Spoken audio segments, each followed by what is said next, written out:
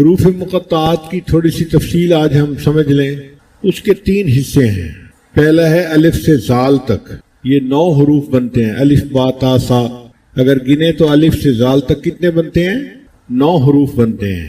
ان میں الف اور ہا یہ 2 حروف استعمال ہوئے اور باقی 7 حروف کو چھوڑ دیا گیا۔ پھر اس کے درمیان وسط کے حروف ہیں، وہ را سے لے کے غین تک بنتے ہیں۔ یہ کل 10 حروف ہیں۔ را سے لے کے غین تک کتنے حروف ہیں؟ 10 حروف ہیں۔ ان میں سے اللہ تعالیٰ نے ایک حرف کو لے لیا، ایک حرف کو چھوڑ دیا، ایک حرف کو لے لیا، ایک کو چھوڑ دیا۔ مثلا را کو لیا، زا کو چھوڑ دیا، سین کو لیا، شین کو چھوڑ دیا، صاد کو لیا، زود کو چھوڑ دیا، تو کو لیا، زو کو چھوڑ دیا، عین کو لیا اور غین کو چھوڑ دیا۔ یہ جو درمیان کے حروف تھے ان میں ایک کو لے لیا، ایک کو چھوڑ دیا، ایک کو لے لیا، ایک کو چھوڑ دیا۔ یہ ترتیب ہے۔ تو یہ 5 حروف بن گئے۔ تو 2 پہلے تھے اور 5 یہ کتنے ہو گئے؟ 7۔ پھر اس کے بعد فا سے لے کے یا تک پھر 9 حروف بنتے ہیں۔ ان میں سے 2 حروف کو چھوڑ دیا، فا کو اور واو کو، اور 7 کو لے لیا گیا۔ تو کتنے بن گئے؟ 7 اور 7 14 بن گئے۔ یعنی حروف تہجی کے 3 حصے بنیں گے۔ پہلے 9 حروف کا ایک حصہ بنے گا، اس میں سے اللہ تعالیٰ نے دو حروف کو استعمال فرمایا، 7 کو چھوڑ دیا۔ جو استعمال ہوئے وہ الف اور ہا تھے اور 7 کو چھوڑ دیا۔ پھر جو آخری حصہ تھا وہ تھا فا سے لے کے یا تک، اس میں اللہ تعالیٰ نے 2 کو چھوڑ دیا اور 7 کو لے لیا۔ جن کو چھوڑا وہ تھے فا اور واو، تو 7 اور 2 9 گئے۔ باقی درمیان کا وسط کا حصہ رہ گیا۔ وسط کے حصے میں 10 حروف بنتے ہیں، را سے لے کے غین تک۔ اب 10 میں سے ایک لیں، ایک چھوڑیں تو کتنے بنتے ہیں؟ 5 بنتے ہیں۔ تو 9 اور 5 14۔ تو کل 14 حروف مقطعات میں استعمال ہوئے ہیں۔ اب اس میں بھی کوئی نکتہ ہے کہ 14 حروف کیوں استعمال ہوئے؟ وہ اس لیے کہ ان حروف مقطعات نے پوری انسانیت کو لاجواب کر دیا۔ اللہ تعالیٰ نے فرمایا کہ دیکھو جو زبان تم بولتے ہو انہی حروف سے بنی ہوئی زبان میں یہ قرآن میں نے اتارا ہے۔ تو آدھے حروف سے میں اپنے قرآن میں استعمال کر رہا ہوں اور باقی 14 حروف تمہارے لیے چھوڑ رہا ہوں۔ تم باقی 14 حروف سے اس کے مقابلے کی کوئی صورت بنا دو یا کوئی کلام بنا کر دکھا دو۔ تو حروف تہجی کتنے ہیں؟ 29 ہیں، لیکن ان میں الف اور حمزہ 1 ہیں۔ تو اس لحاظ سے کتنے ہو گئے؟ 28 ہو گئے۔ ان 28 میں سے کتنے حروف استعمال ہوئے ہیں حروف مقطعات میں؟ 14 حروف استعمال ہوئے۔ اس کی ترتیب کیا ہے؟ 3 حصے بنائے گئے۔ پہلا حصہ ہے الف سے لے کے زال تک، الف سے لے کے زال تک۔ ان میں سے 2 حروف استعمال ہوئے اور 7 کو چھوڑ دیا گیا۔ دوسرا حصہ ہے آخری فا سے لے کے یا تک، یہ بھی 9 حروف ہیں۔ ان میں سے 7 کو استعمال کیا اور 2 حروف کو چھوڑ دیا، تو 7 اور 2 9 ہو گئے۔ پھر وسط کا حصہ، درمیان کا حصہ رہ گیا، وہ 10 حروف بنتے ہیں۔ ان 10 حروف میں سے اللہ تعالیٰ نے ایک حرف کو لیا، ایک کو چھوڑا، ایک کو لیا، ایک کو چھوڑا۔ مثلا را کو لیا، زا کو چھوڑ دیا، سین کو لیا، شین کو چھوڑ دیا، صاد کو لیا، زود کو چھوڑ دیا، تو کو لیا، زو کو چھوڑ دیا، عین کو لیا اور غین کو چھوڑ دیا۔ تو یہ 5 حروف ہو گئے۔ تو کل 14 حروف بنتے ہیں جو قرآن مجید میں استعمال ہوئے ہیں۔ یہیں تک ہمارے لیے فائدہ کافی ہے کہ ہمیں حروف مقطعات کے بارے میں ایک آئیڈیا ہو کہ اللہ تعالیٰ نے قرآن مجید میں کن حروف کو حروف مقطعات میں استعمال کیا ہے۔ لیکن عربی طلباء کے لیے ہمیں تھوڑا سا اور بھی آگے جانے کی ضرورت ہے۔ کلام عرب 3 طرح کا ہوتا ہے، حرف، فعل یا اسم۔ حرف، فعل یا اسم۔ اس میں جو حرف ہے نا، اس میں واو ہوتا ہے جس کو واو عاطفہ کہتے ہیں، عطف کے لیے۔ فا ہوتا ہے تعقیب کے لیے، حمزہ ہوتا ہے استفہام کے لیے، کاف ہوتا ہے تشبیہ کے لیے، اور با ہوتا ہے الصاق کے لیے۔ پھر کبھی کبھی یہ 2 حروف پر مشتمل ہوتا ہے، جیسے کمن تبعیض کے لیے، او تخییر کے لیے، ام للاستفہام استفہام کے لیے، اور انا شرط کے لیے۔ اور کبھی کبھی یہ 3 حروف ہوتے ہیں، الیہ اور علیہ۔ جو اسم اور فعل ہے وہ بھی 3 حروف پر ہوتے ہیں، جیسے فعل ہے الا یعلو اور علا یعلو. کبھی کبھی اسم اور فعل 4 پر بھی آتے ہیں اور کبھی کبھی 5 حروف پر بھی آتے ہیں، جیسے فجل، سجل اور جردہل. یہ 5 حروف پر مشتمل ہیں. اب ان میں قرآن مجید نے کن کن حروف کو کہاں کہاں استعمال کیا، یہ ایک راز ہے. یہ کوئی نہیں جانتا کہ اللہ تعالیٰ نے کہیں پر ایک حرف استعمال کیا ہے جیسے قوف، نون، طا، اور کہیں کہیں پہ 2 حروف استعمال ہوئے ہیں جیسے حامیم، طاسین، طٰہٰ، یاسین. اور کہیں کہیں قرآن مجید میں 3 حروف استعمال ہوئے ہیں، الف لام میم، طاسین میم، الف لام را. اور کہیں 4 حروف استعمال ہوئے ہیں، الف لام میم را، الف لام میم صاد. اور کہیں پر 5 حروف استعمال ہوئے ہیں، ہا میم عین سین قاف اور کاف ہا یا عین صاد. اللہ تعالیٰ نے کس حکمت بھی بنا پر کہاں ایک حرف پسند فرمایا، کہاں 2، کہاں 3، کہاں 4، کہاں 5، اس کی حکمت کو کوئی نہیں جانتا. اس کے سامنے عرب لوگوں کی زبانیں گنگ ہو گئیں کہ واقعی یہ عام حروف سے بنا ہوا کلام ہے، لیکن اس کی حکمتوں کو ہم میں سے کوئی نہیں سمجھ سکتا. 1400 سال سے آج تک قرآن مجید کا یہ دعویٰ اپنی جگہ موجود ہے کہ اگر تم ایک صورت ایسی بنا کے دکھا سکتے ہو تو بنا کے دکھاؤ.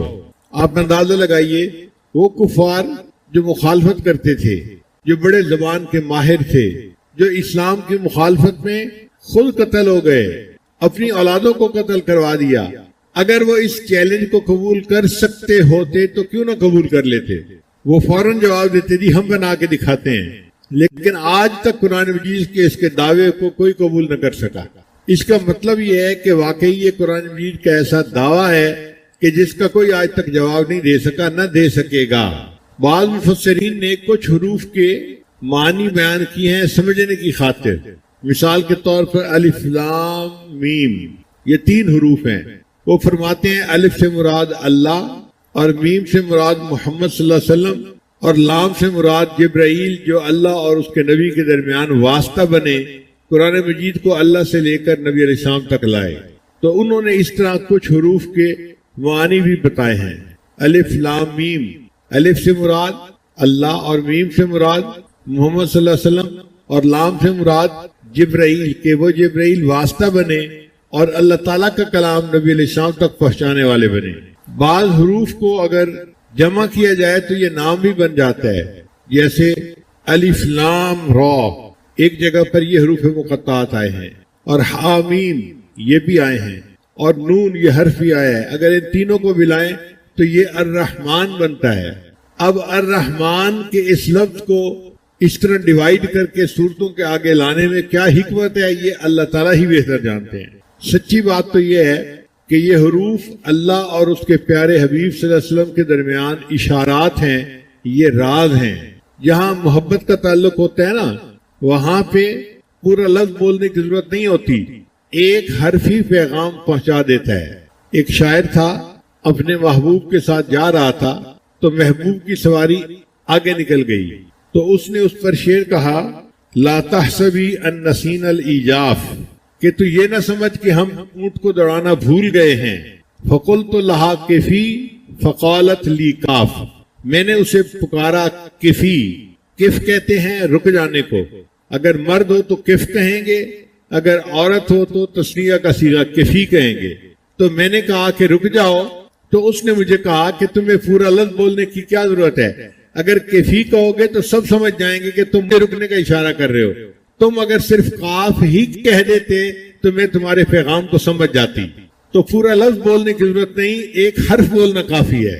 اس سے پتہ چلتا ہے کہ جس طرح عاشق و معشوق ایک دوسرے کے ساتھ ایک حرف میں کوڈ میں بات کر جاتے ہیں، اللہ تعالیٰ نے بھی اپنے پیارے حبیب صلی اللہ علیہ وسلم کے ساتھ حروف مقطعات میں کوڈ کے ذریعے سے پیغام پہنچا دیا، ان کے ساتھ باتیں کر لی، اور ان باتوں کو مخلوق کو کچھ پتہ نہیں چلا. البتہ اتنی بات ہے کہ جتنی صورتوں کے سامنے جتنی صورتوں کے شروع میں الف کا حرف آیا ہے، اس صورت میں قرآن مجید کا تذکرہ ضرور ہوا ہے. جن صورتوں کے شروع میں طا کا حرف آیا ہے، ان میں حضرت موسیٰ علیہ السلام کا تذکرہ بھی ہوا، اور اژدہا کے واقعے کا تذکرہ بھی ہوا. اور اگر آپ غور کریں اژدہا جب بیٹھا ہوتا ہے تو تا کے حرف سے مشابہ ہوتا ہے، اور جس سورت کے شروع میں نون آیا ہے اس کے بعد قلم کا تذکرہ آیا ہے. اگر آپ دیکھیں تو نون کا جو حرف ہے نا وہ دوات کی مانند نظر آتا ہے، جیسے دوات کی شکل ہوتی ہے نون کا حرف اس طرح لکھا جاتا ہے. تو جہاں نون کا حرف آیا وہاں اللہ نے قلم کا بھی تذکرہ کر دیا. اب اس کو یاد رکھنے کے لیے ہم ایک دفعہ پھر دہرا لیتے ہیں تاکہ ہمیں سبق یاد رہے. عربی زبان کے کتنے حروف تہجی ہیں؟ 29. ان میں سے 2 حرف ایک جیسے ہیں، جیسے حمزہ اور الف. تو پھر کل کتنے پیچھے بچ گئے؟ 28 بچ گئے. اب ان 28 میں سے حروف مقطعات میں کتنے حروف استعمال ہوئے ہیں؟ 14 حروف. اللہ تعالیٰ نے آدھے حروف کو استعمال کیا. اس میں کیا حکمت ہے؟ اس میں حکمت یہ ہے کہ اللہ تعالیٰ نے یہ بتلایا کہ دیکھو آدھے حروف میں اپنی کتاب میں استعمال کر رہا ہوں، اب اس کا جواب دینے کے لیے باقی آدھے حروف تم استعمال کر لو اور اس قرآن کی طرح ایک اور قرآن بنا کے دکھا دو. پھر فرمایا اگر تم قرآن نہیں بنا سکتے ایک سورت بنا کے دکھا دو. پھر فرمایا کہ تم ایک سورت بھی نہیں بنا سکو گے، تم 10 آیتیں بنا کے دکھا دو. آخر پر یہاں تک فرما دیا کہ تم 10 آیتیں بھی نہیں بنا سکو گے، ایک آیت قرآن جیسی بنا کے دکھا دو. اور عرب جو اپنے آپ کو بڑے ماہر زبان کہتے تھے وہ قرآن مجید کی آیات جیسی ایک آیت بھی بنا کے پیش نہ کر سکے. ان میں سے ایک آدمی نے کوشش بھی کی مگر اس کی کوشش پر خود عرب لوگ ہنسنے لگ گئے. الفیل و مل فیل و ما ادراک مل فیل. تو اللہ تعالیٰ کا قرآن واقعی اللہ کا کلام ہے اور اس کا جواب مخلوق کے لیے دینا ناممکن ہے، کوئی دے ہی نہیں سکتا. اور 1 مہینہ 2 مہینہ کی بات نہیں، 1400 سال اس دعوے میں گزر گئے. اور ان 1400 سال میں عربوں میں کتنے زبان دان گزرے، نکتہ دان گزرے، عقل مند لوگ گزرے. اگر یہ کام کر سکتے ہوتے تو وہ کر چکے ہوتے اب تک، مگر آج تک کوئی نہ کر سکا. یہ قرآن مجید کی حقانیت کی کھلی دلیل ہے. اب یہ 14 حروف اللہ تعالیٰ نے کیسے پسند فرمائے؟ تو حروف مقطعات کے 3 حصے ہیں. پہلے 9 حروف الف سے لے کے زال تک. پہلے 9 حروف کہاں تک ہیں؟ الف سے لے کے زال تک. ان میں سے الف اور ہا 2 حروف کو استعمال کیا گیا، 7 حروف کو چھوڑ دیا گیا. اور پھر دوسرا حصہ فا سے لے کے یا تک، یہ بھی 9 حروف بنتے ہیں. ان میں 2 حروف کو چھوڑ دیا اور 7 حروف کو استعمال کر لیا گیا. اور درمیان کا حصہ را سے لے کے غین تک، یہ 10 حروف بنتے ہیں. ان میں سے ایک حرف کو لے لیا گیا اور ایک حرف کو چھوڑ دیا گیا. اس طرح 2 حروف 7 حروف 9 ہو گئے اور 5 مل کے 14 حروف ہو گئے. مفسرین نے لکھا ہے کہ یہ حروف مقطعات اللہ اور اس کے پیارے حبیب صلی اللہ علیہ وسلم کے درمیان راز کی باتیں ہیں، مگر کہیں کہیں جو مفہوم سمجھ سکی عقل انہوں نے وہ بھی لکھ دیا ہے. جیسے الف لام میم حروف مقطعات ہیں تو ان کا انہوں نے معنی کیا لیا؟ الف سے مراد اور میم سے مراد محمد صلی اللہ علیہ وسلم، اور لام سے مراد اور جبرائیل واسطہ بنے اللہ اور اس کے محبوب کے درمیان، وہ اللہ کے کلام کو اللہ سے لے کر ان کے پیغمبر اسلام تک پہنچانے کے لیے آئے. تو الف لام میم اس کا یہ مفہوم انہوں نے نکالا. بعض حروف مقطعات کو ملائیں تو پورا لفظ بھی بن جاتا ہے، جیسے الف لام را حامیم اور نون. ان حروف مقطعات کو ملائیں تو الرحمن کا لفظ بنتا ہے. اب اللہ تعالیٰ نے اپنے اسم گرامی الرحمن کو مختلف صورتوں کے آگے کس طرح تقسیم فرمایا، اب اس کی حکمت کو اللہ ہی بہتر جانتا ہے، ہماری عقلیں نہیں اس تک پہنچ سکتی. سب سے بہتر جواب یہی ہے کہ یہ حروف مقطعات اللہ اور اس کے محبوب صلی اللہ علیہ وسلم کے درمیان اشارات ہیں، راز ہیں، میان عاشق و معشوق رمزیز کرامن کاتبی راہم خبرنیز. عاشق اور معشوق کے درمیان کچھ ایسے اشارات ہوتے ہیں کہ وہ آپس میں ایک دوسرے کو پیغام پہنچا جاتے ہیں اور اس کا فرشتوں کو بھی پتہ نہیں چلتا. اس کے لیے ایک شعر ہے کہ شاعر نے اپنی محبوبہ کو روکنے کے لیے کہا کفی، اس نے آگے سے کہا کاف. پورا حرف بولو گے، لفظ بولو گے تو لوگ سمجھ جائیں گے تم کیا کہنا چاہتے ہو. تم نے مجھے پیغام پہنچانا ہے نا، تو صرف ایک حرف بول دو کاف تو میں سمجھ جاؤں گی تم مجھے رکنے کے لیے کہہ رہے ہو. فقلت لہا کفی فقالت لی کاف. اب یاسین کا جو لفظ ہے اس کے بارے میں مفسرین کے کچھ اقوال ہیں. بعض فرماتے ہیں کہ یہ یا انسان کا معنی رکھتا ہے، انسان کی اس میں تصغیر بنائے نا تو انیسین بنتی ہے، تو اس میں سے انہیں کو نکال کے اس کی جگہ حرف یا ندا لگا دو تو یاسین لفظ بن جائے گا، تو یہ گویا یا انسان کا لفظ ہے۔ بعض نے کہا کہ نہیں، یہ اللہ تعالیٰ کے ناموں میں سے ایک نام ہے اور اس کی حقیقت کو اللہ بہتر جانتے ہیں، اسی وجہ سے امام مالک رحمۃ اللہ فرماتے تھے کہ یاسین لفظ نام رکھنا بندے کے لیے جائز نہیں ہے، امام مالک رحمۃ اللہ فرماتے تھے، مگر علماء نے اس میں آسانی کر دی، وہ کہتے ہیں کہ اگر کوئی یاسین نام رکھے تو یاسین اس طرح لفظ نہ لکھے جس طرح قرآن مجید میں لکھا ہوا ہے، بلکہ یا اور الف ساتھ ملائے اور آگے سین لکھ دے، تو قرآن مجید کی آیت ہے سلام علی الیاسین، تو الیاسین کے اوپر پھر یاسین کا لفظ کہنا جائز ہو جائے گا۔ تو جن لوگوں کے نام یاسین ہیں وہ یاسین جو سورہ یاسین آگے ہے اس طرح نہ لکھیں بلکہ الف کے ساتھ لکھیں تاکہ الیاسین کے وزن پہ ان کا نام بن جائے۔ حدیث مبارکہ میں سورہ یاسین کے بہت فضائل وارد ہوئے ہیں، ان میں سے ایک فضیلت یہ ہے کہ اگر کوئی بندہ آخری لمحات میں ہو اور اس کے قریب سورہ یاسین شریف کو پڑھا جائے تو اللہ تعالیٰ اس بندے کے لیے روح نکلنے میں آسانی فرما دیتے ہیں۔ حدیث مبارکہ میں ہے کوئی بندہ اگر رات کے وقت سورہ یاسین کو پڑھے گا اللہ تعالیٰ اس حال میں اٹھائیں گے کہ گناہوں سے اس کی مغفرت ہو چکی ہوگی، اور اگر کوئی بندہ دن میں سورہ یاسین کو شروع میں پڑھ لے گا اللہ تعالیٰ پورے دن کے کاموں میں اس بندے کی مدد فرمائیں گے، آسانی ہو جائے گی۔ نبی علیہ السلام نے فرمایا لِكُلِّ شَيْءٍ قَلْبٌ وَقَلْبُ الْقُرْآنِ یاسین، ہر چیز کا ایک دل ہوتا ہے اور قرآن مجید کا دل سورہ یاسین ہے، تو سورہ یاسین کی اہمیت کے لیے اتنا ہی ارشاد کافی ہے کہ یہ قرآن مجید کا دل ہے۔ ایک حدیث مبارکہ میں یہ بھی ہے کہ اللہ تعالیٰ جنت میں جنتیوں کے سامنے قرآن مجید کی تلاوت فرمائیں گے، تو مفسرین نے لکھا ہے کہ اللہ تعالیٰ سورہ یاسین کی تلاوت فرمائیں گے، اور ایک حدیث مبارکہ میں جنت میں جنتیوں سے قرآن اٹھا لیا جائے گا، وہ اگر پڑھنا چاہیں گے تو صرف سورہ یاسین اور سورہ طٰہٰ پڑھیں گے، اس کے سوا قرآن مجید کو نہیں پڑھ سکیں گے۔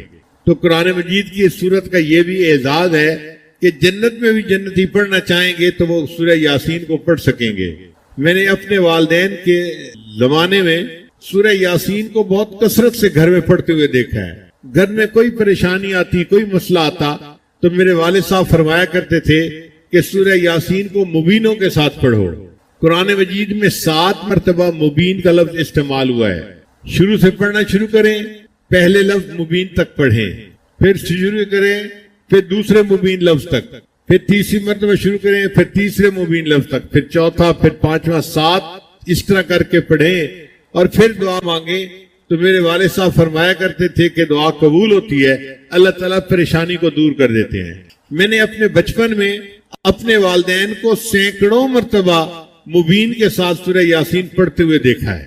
پھر جب بڑے ہوئے تو حضرت مرشد عالم رحمۃ اللہ کے پاس حاضری ہوئی تو حضرت مرشد عالم رحمۃ اللہ بھی جب کبھی کوئی پریشانی آ جاتی تھی تو سورہ یاسین کو مبین کے ساتھ پڑھنے کا حکم فرماتے تھے۔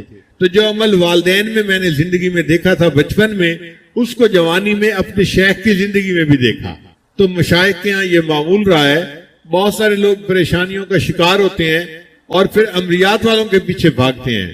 عملیات والوں کے پیچھے جانے کی ضرورت نہیں، زندگی کی پریشانی کے لیے سورہ یاسین کو مبین کے ساتھ پڑھ لیا جائے تو کفایت کرتا ہے۔ بعض لوگ مل کے 40 مرتبہ سورہ یاسین پڑھ لیتے ہیں تو اللہ تعالیٰ اس کی وجہ سے بھی دعاؤں کو قبول فرما لیتے ہیں۔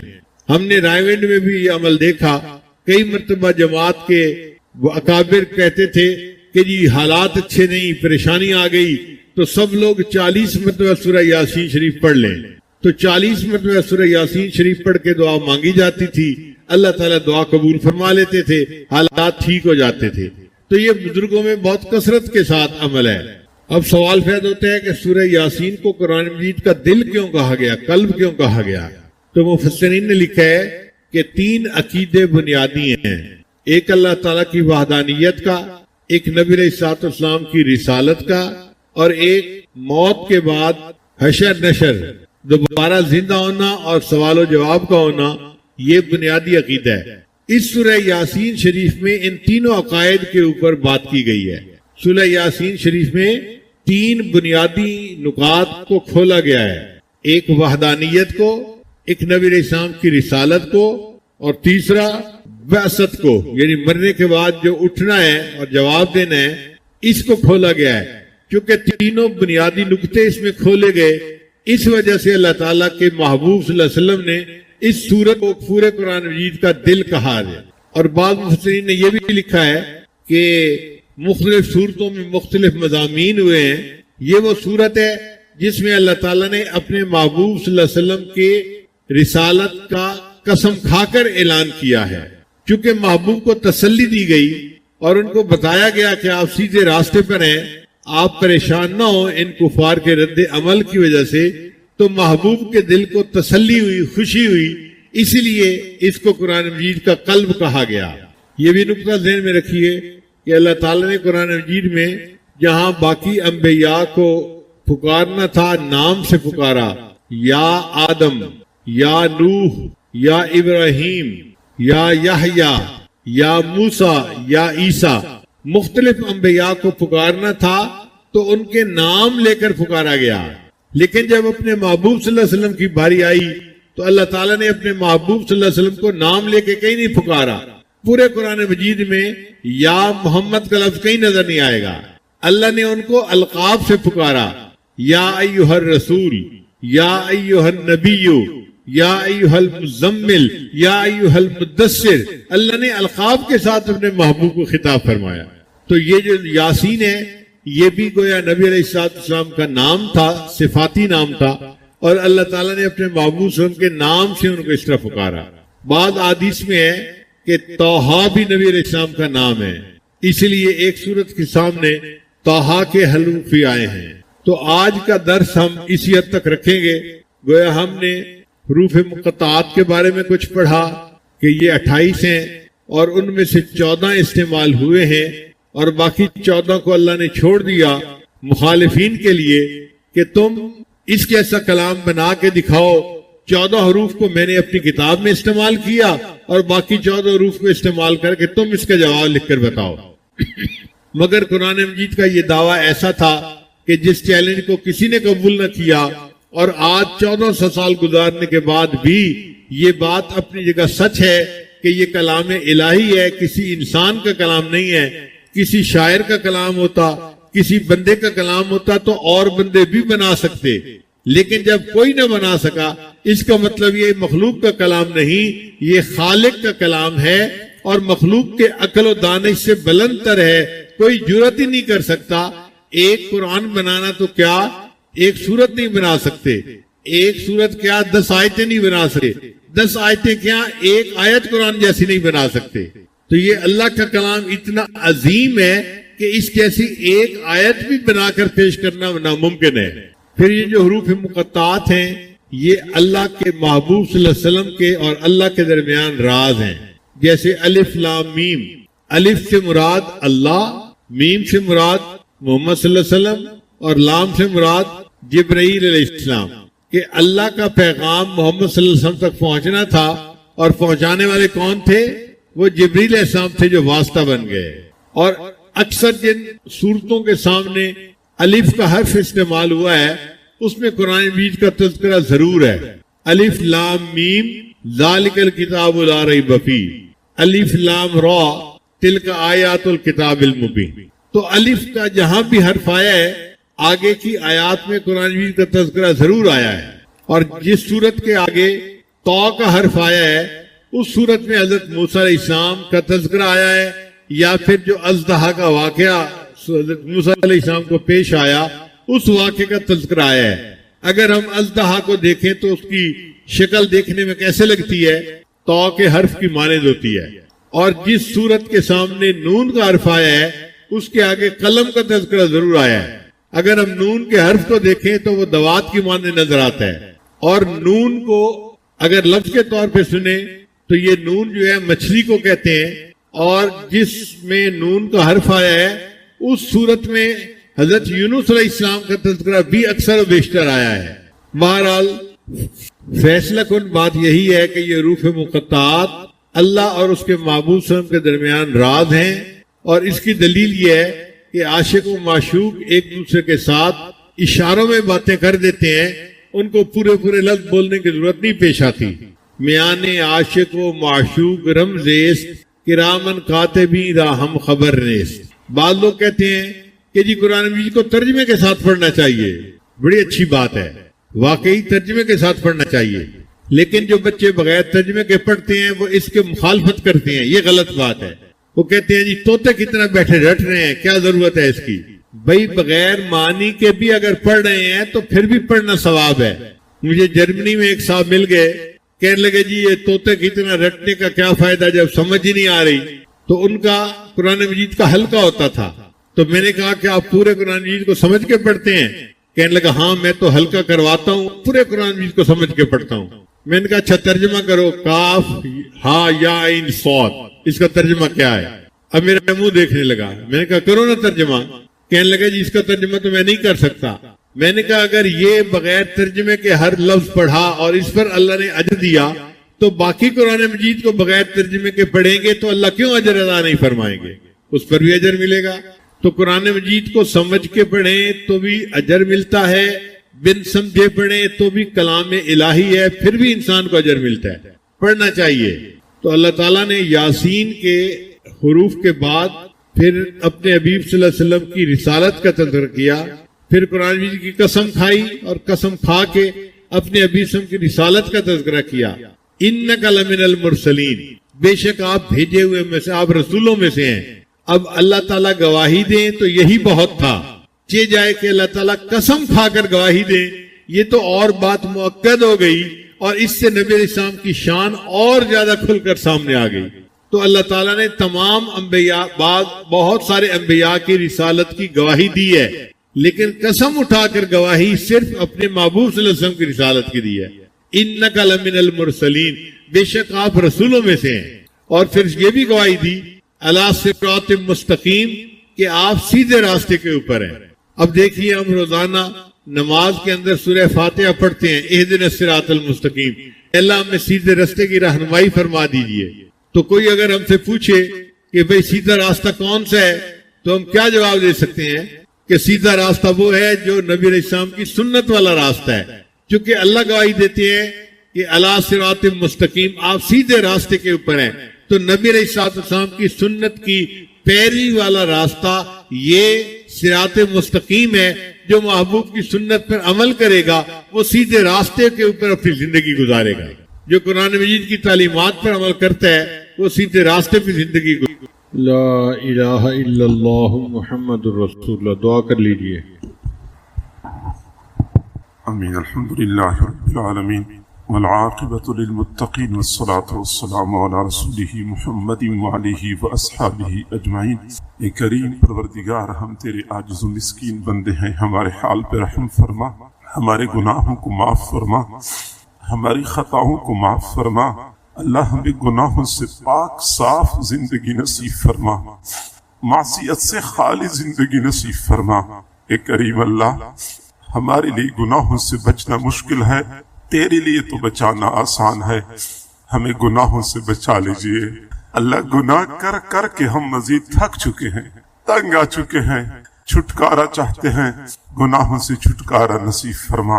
اے کریم پروردگار، گناہوں کی طرف اٹھنے والی نگاہوں کو جھکا دیجئے، متحرک زبانوں کو ساکت کر دیجئے، بڑھنے والے قدموں کو روک لیجئے، بڑھنے والے ہاتھوں کو روک لیجئے۔ اے کریم پروردگار، ہمارے وہ اکابر جب وہ 20 سال اس حال میں گزارتے تھے کہ گناہ لکھنے والے فرشتے کو کچھ لکھنے کا موقع نہیں ملتا تھا، اللہ وہ بھی تو تیرے فضل و کرم سے بچتے تھے، ہم بھی اسی فضل و کرم کے طلبگار ہیں، ہمیں بھی بچا لیجئے اللہ، بچا لیجئے۔ اے کریم اللہ، ہم صبح توبہ کرتے ہیں، شام کو توڑ بیٹھتے ہیں، شام کو توبہ کرتے ہیں، صبح کو توڑ بیٹھتے ہیں۔ اللہ یہ سلسلہ کب تک چلتا رہے گا؟ ہمیں توبہ پر استقامت نصیب فرما۔ اے کریم پروردگار، اے رحیم پروردگار، اے حنان و منان پروردگار، اے ہمارے پیارے پروردگار،